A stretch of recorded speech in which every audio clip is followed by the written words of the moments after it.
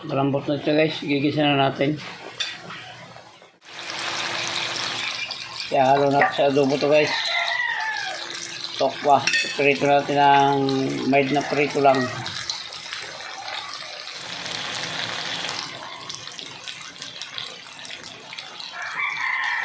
Yan guys, pwede na yan. Papulahin lang natin ng konti. At may isang salang pa.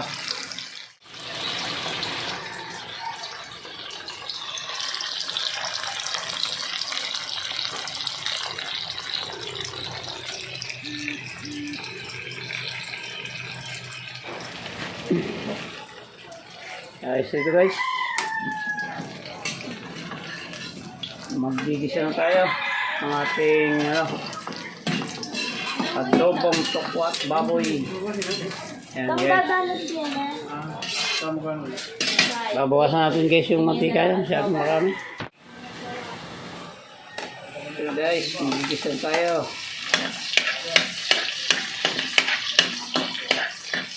Ang bango.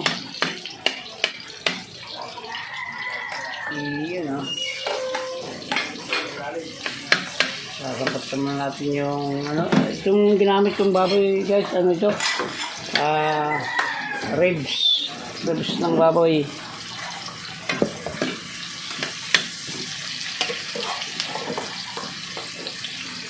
Yan malalaki lang yung gayat niya para pag nakakuha ng isip tahimik na siya sa tabi.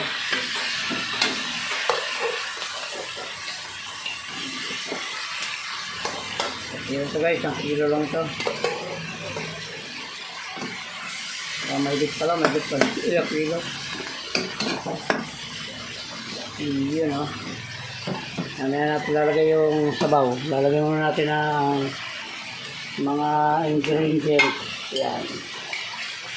Siyempre, ang walang kamatay, ang paminta. Yun at ang pampalasa. Betchen siyempre. Lagyan pa na natin ang magic sarap. Okay guys, ilalagyan natin itong sili buo lang guys. Buo. Para hindi umanghang ng gusto. Kaya maya natin guys ilalagay yung ilalagay yung tokwa para hindi siya maturog. Iyan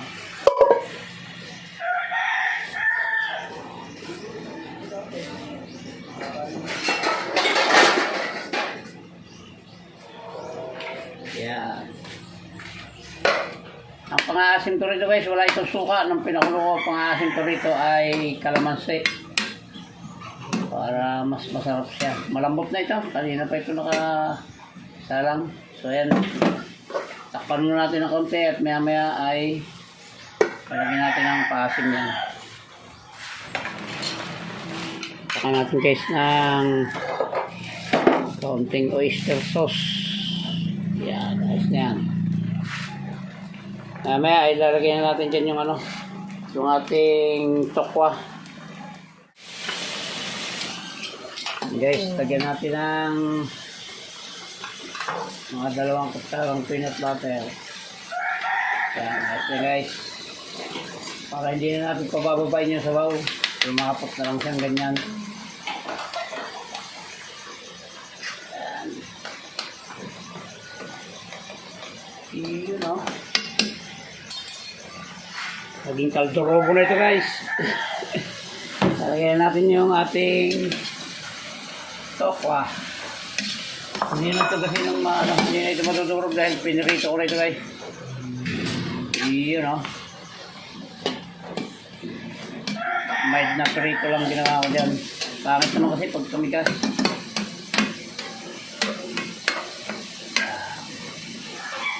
Atin na lang mamasahin para matunaw yung peanut butter. Ayan guys lumapot na. Kakalagay ng peanut butter.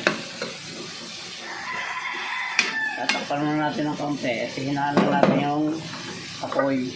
Iyon. Para sampahan yung tokwa ng lasa. Yan guys, lagyan natin yung pampainal. Imbis sa suka guys, wala itong sukang nilagay ako. Ayan ha, bagong hugas ang kamay niya guys. Imbis sa suka, kalamansi. Tama na yan, at baka umasim. Yan, takpan ulit natin. At mamaya natin titikman yan. Yan guys, titikman na natin. Ayos ito guys, para may sabaw-sabaw sa kanin. Tamang-tama lang, pang kanin ang timpla niya. Yan, muli po ay maraming salamat po sa inyo sa pagluluto ng, hindi ko na alam kung anong tawag dito guys. Kaldurobo na labas ito guys, yan. Maraming salamat po sa inyong lahat, sa lahat po ng umabot sa dulo ng vlog na ito. Ng pagluluto ng kaldurobo na ito guys, hindi na ito adobo. Tokwa at ribs. Yan, maraming salamat po at mabuhay po kayo, mabuhay tayo lahat. Hanggang dito na lang po guys at bye-bye na po. I love you all.